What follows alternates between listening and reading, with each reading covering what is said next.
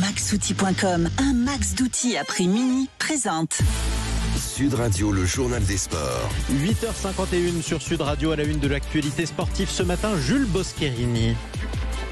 Avec le micro ouvert. Du football avec la Ligue 1 et une victoire pour l'AS Monaco qui fête dignement son centenaire. En rugby, la 4e journée de top 14 que vous avez pu vivre sur Sud Radio, la radio du rugby. Des gros matchs avec de très belles victoires. Et puis la dernière journée des mondiaux de cyclisme sur route avec la course en ligne, messieurs. On commence donc par le football. La victoire des Monégasques contre Montpellier, ça va pas pour Montpellier. Non, ça va pas, mais victoire 2-1 au bout du temps additionnel pour les joueurs du Rocher. C'est Lamine Camara qui délivre les siens à la 98e minute grâce à une frappe puissante à l'entrée de la surface. Ça touche le poteau, mais les filets tremblent. Monaco est à la fête pour les 100 ans du club.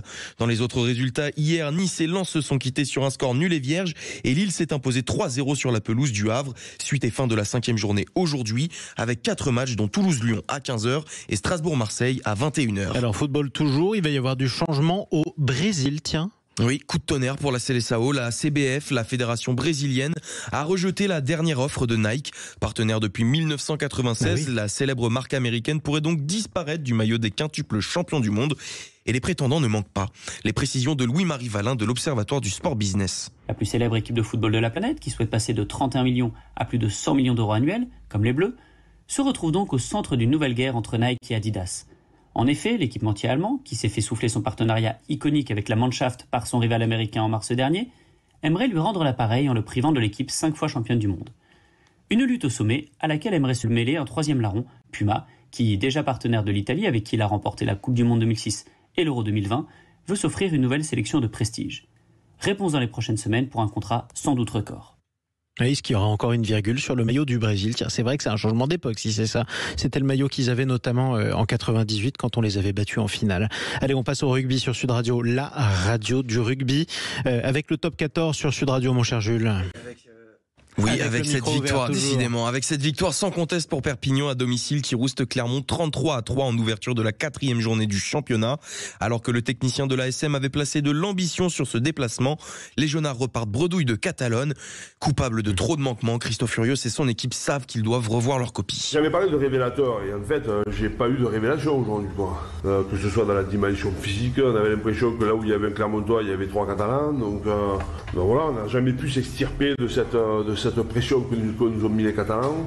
Il aurait fallu marquer vite en deuxième mi-temps pour chercher à revenir dans le match. Mais bon, aujourd'hui, il y avait tellement d'écart entre l'engagement physique, la volonté de nous passer dessus. On a pris de branlée, voilà. Je voudrais pas dire, je dénonce personne, mais on a des grises mines clermontoises dans ce studio ce matin. Et dans les autres rencontres de l'après-midi, vous avez eu le droit à des matchs très serrés sur Sud Radio, la radio du rugby. Bayonne l'emporte 28-27 contre Montpellier. Lyon prend le meilleur sur Castres 40-38.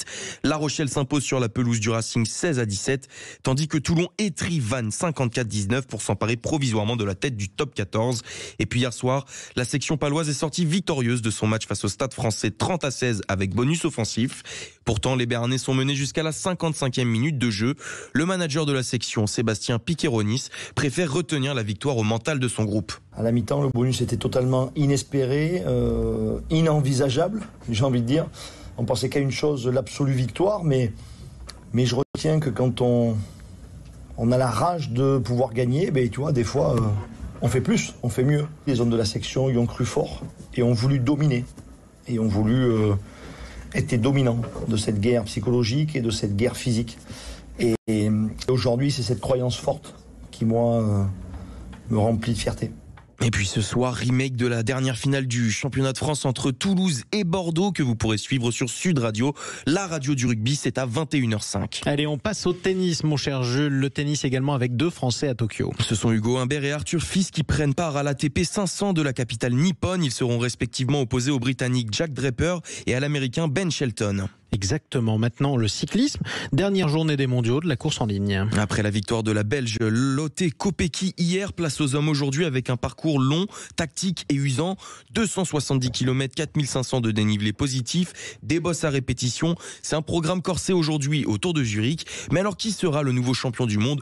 Notre journaliste Théo Ampillac nous a rejoint pour nous donner toutes les précisions. Et oui, et celui qui fait office de favori, c'est Tadej Pogačar. Le Slovène a terminé l'été de la meilleure des manières en faisant le doublé Tour d'Italie, Tour de France. Il arrive donc en terre suisse remonté comme une pendule avec un rêve en tête, la prestigieuse tunique arc-en-ciel.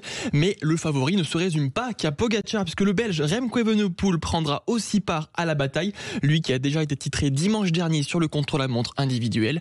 Et puis il y a cet inconnu Mathieu Van Der Poel, en difficulté la semaine dernière lors du Tour du Luxembourg. Est-ce que le champion du monde en titre sera en mesure de passer les bosses, et surtout est-ce que la forme sera revenue aujourd'hui, car sur un parcours éreintant comme celui-ci, la moindre méforme, vous la payez cash. Et du côté des Français, alors à quoi s'attendre? Emmené par un Valentin Madouas, deuxième des JO de Paris, on le rappelle, et un Julien Alaphilippe retrouvé, les Bleus peuvent une nouvelle fois rêver de médailles au terme d'une course qui s'annonce haletante. Super, un coup d'envoi à 10h30, un départ de la course. Coup d'envoi, on dit départ ça en de la cyclisme, course. Départ de la course.